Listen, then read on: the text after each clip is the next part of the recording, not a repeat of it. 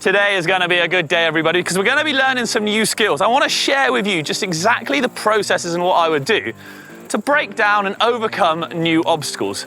New things, well, just like this. So today then, we're at Berm Park, home, if you like, of Berm Peak, or Seth's Bike Hacks. Back in the day, you might know him from then. And it's a brand new place, somewhere I have never been before. And because of that, it's got quite a lot of new features and cool new things to hit. And certain types of objects as well, which I've never done. Things like this lily pad, this step on, step off, uphill jump contraption. And it looks absolutely amazing. So I thought for the guys and girls out there who are maybe a bit nervous, a bit timid when it comes to hitting new things, or you're a bit of a beginner, it's absolutely fine. We've all been there, right? So I'm gonna break down exactly what I would do. And we'll start with this, and then maybe we'll move on to something just a little bit scarier. So first thing I'm gonna do, when I look at a new obstacle like this, I'm gonna weigh up risk versus reward. So are the risks that are involved in trying it and the potential crashes or bike malfunctions or God knows what else worth it against the reward of that satisfaction, if you like, of actually completing a new obstacle and leveling up your mountain biking? And in this case, do you know what I think they are? The jump I feel is within my skill set, so that's what I'm gonna try out. I'm gonna look at the jump on and the jump off. Is it a bit scary? If I was to not make it to begin with, is it safe? Can I pull over? Can I put a foot down? Or is it an all or nothing kind of obstacle? All of these things I'm going to weigh up before I even try it. Next up, I'm going to break the obstacle down into sections and compare it to anything that I might have done in the past. So this is a two-parter, this obstacle, if you like. Well, three potentially. So you've got the jump on and the jump off, but there's a few bits of sort of more skilled like behavior involved in that. So the jump on is definitely within my skill set. I've done similar jumps in the past. The jump off, which we'll have a look at in a moment, is definitely within my skill set as well. So the bit in the middle is the part that I'm going to need to think about. So it's carrying enough speed into this jump to have the momentum to go up there, because I don't want to jump on and be like, I've nailed it, but run out of speed to then be able to jump off. So we're going to break it down in those segments. The great thing here though is that on this particular one, if I'm not going fast enough for the jump off, it does look like that I'm going to be able to sort of stop on top of it, put a foot down, and maybe have a few goes until I feel like I can do the whole lot. So here I feel is the crux of the obstacle. I think the getting on part's going to be okay, but it's the jumping off. As I said, it's risk versus reward. And I feel like if I was to just plonk off this and come up very short, then I definitely wouldn't come off too badly because the gap isn't too big. So you could definitely plonk off this. And it's sort of thinking about having the speed as well coming up a bit. So I think there's only one thing for it. Let's jump on, let's have a look at coming off. We'll have a look at speed and hopefully make our way over it.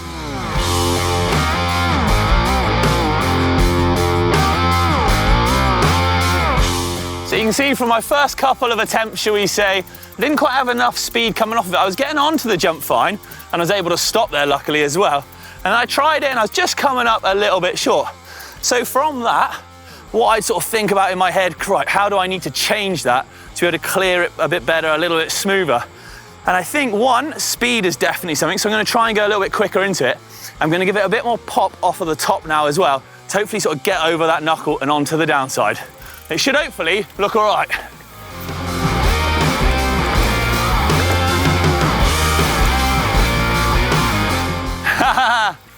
I did it! Woo! Okay, I made it, but do you know what? Something really important actually happened there on the pad, on the wooden part. And something that's crucial, I think, to sort of overcoming or adapting to conquering new things.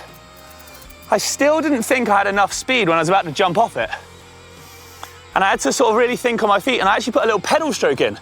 If you look back in slow-mo, look, yeah, you'll see there was a cheeky little pedal in there just to give me a bit more speed. And it's that thinking on the fly, thinking on your feet, which is something a lot of pro riders will do when they're hitting something, maybe a rough, fast section, something really tech. They'll constantly be looking at like making little adjustments on the go. So that's really something worth sort of bearing in mind. But let's see if we can get it without the pedal stroke. I did it! Get on! I'm well stoked. So I think that's something that's perfectly achievable, and I'm pretty confident I could have done that. So let's move on up to something that's pretty scary and really pushes the boundaries and see how we tackle that. Holy moly, well this definitely fits the bill of doing something way scarier. So let's break it down. All right, so first, this is a cannon jump. It's basically just like being fired out of a cannon, as the name sort of suggests. And we're gonna go back like we did before and look at risk versus reward. So the reward here is far greater in terms of sort of getting real hyped, big boost in confidence, potentially unlocking that skill as well and being able to sort of repeat that scary thing, sort of upping your fear or lack of fear factor, if you like. The risk factor, however, much higher, because come this way, people, that's the lip. You're gonna be up here, and this is no man's land. There is no option for coming up short. You could maybe come up short like here, but that's not gonna be fun on your ankles and wrists. So really, you gotta be making it to the very top or the downslope. That's the risk side of it. The other side of it is, you know, you can't bail at the last minute. You can kind of stop on it. It's just about wide enough to maybe put a foot down, but you could potentially topple off the side.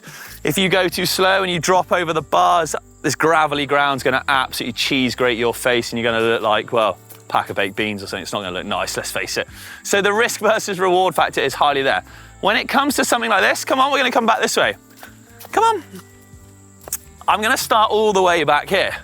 Way back here, you're gonna have to speed this bit up. All the way back here. Now I can see the obstacle coming up. And in my mind, I'm already gonna be thinking what I need to do and the positive sort of process to get over it. So I'm gonna be thinking, right, I need X amount of speed because I will have hopefully done a jump, maybe of a similar size, but in a safer way. So I'll be thinking, right, here's the jump. I've got enough speed. I've checked it out. I've looked at it a lot before. All pro riders will have walked any scary obstacle before. That's a given fact. So at this point, I'm almost at the point of no return. So it's at this sort of stage that you've got to think, I'm doing it or I'm not. And that's where the pros will come in. That sort of internal muscle memory and knowledge of what they've got to do is where it's going to be like, you've got this. And you kind of need to train your brain to do that as well. At this point, I'm thinking, I've got this, I've got this, I've got the speed. And confidence is always going to be super high. Just confidence can remarkably get you through so much. Look at Hank, the guy's a madman, but he's confident with it. And therefore, he can do it. And it's at this point, I'm going to go in, I'm going to pull like I would a normal jump. I'm going to spot the landing and hopefully get over it. Nice, that was a good, safe one in the book. So a top tip here, when you are hitting something new for the first time, remember these same skills and thoughts that I'm going through can be transferred from, like we said, jumps, on, off, steep tech, just something new that you're hitting for the first time. And what I didn't want to do was boost it to the moon. I played it fairly safe, so I didn't go super fast. Although it's a nice, long, safe landing, that always plays to your advantage. But I kind of squashed it a little bit. I landed on the downside nice and smooth. Just sort of very much played it safe for a first attempt. And then once you've got that in the bag, that's a huge positive boost for your sort of mental state, if you like, and kind of gets you through the process of exactly what's to be done. And then you can build on that, and that's exactly what they'll do. They'll build on that safety, if you like, and progress it to get faster, further, higher, whatever needs to be done to progress and get even better at mountain biking. Okay, a great thing pros will do is follow each other or learn off of each other. Do you know what? When it comes to a jump like this, something I've not done before, I happened to bump into this guy. You might recognize him. And I got a little toe in off of him at the same time.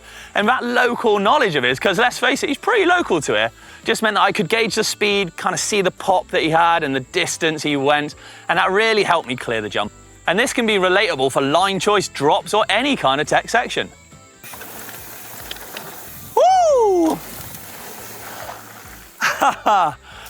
Oh, wow, okay, there we go. Some banging pro tips on how to break down new obstacles and overcome even scary ones. Have I missed anything? What do you reckon? Let me know in the comments down below.